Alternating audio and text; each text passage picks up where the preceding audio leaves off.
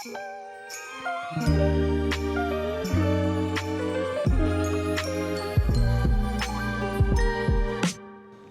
up mga bahay? Good day sa lahat. So finally nga nandito na tayo sa Riyadh after how many days sa Kubar. So paglapag nga mga bahay, dumiretso na kami dito sa Asian Taste at ako'y gutom na. So nag-order na kami agad mga bahay. So kita nyo naman may plato agad na nakabang. So talagang pagod na pagod nga ako mga bahay kasi nga mahaba yung biyahe. Medyo malayo yung airport. So yung airport sa Dammam, so sa site namin. A few moments later. At dumating na nga yung order natin mga bahay. So yung in-order namin ay isang tom yum at saka beef sisig. So dalawang order na nga kasi talagang hindi namin kayang ubusin. Kita nyo naman mga bahay, usok pa lang ulam na. Napakasarap talaga yung pagkain dito sa Asian Taste mga bahay.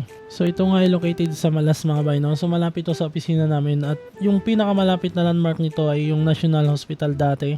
So ngayon ay Care Medical na at saka malapit din sa Security Forces Hospital ba.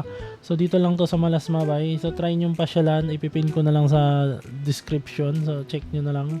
Higop muna tayo ng sabaw mga bay at namiss ko talaga ang pagkain sa Riyadh, sobra. So kita mo naman si Madam nag-enjoy sa pagkain. So gustong gusto din niya yung tom yum dito. So ito isa sa pinakamasarap na tom yum na tingnan namin dito sa Riyadh. So talagang mapapawaw ka talaga mga bay. So try nyo talagang puntahan dito. So Asian Taste. So again ipipin ko sa description. Kain muna tayo mga bay at ako'y gutom na gutom nang layo ng biniyahe namin mga bay.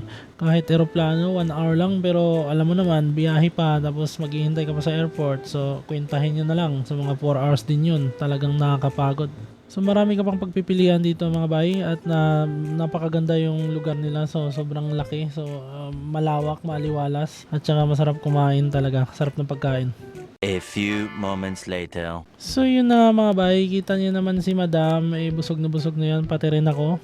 Tingnan niyo naman, parang wala na talagang natira. Lasog-lasog na mga bay. Talagang napakadami talaga yung kain namin kasi gutom na sa biyahe. So yun lang mga bay, no? Matsalam!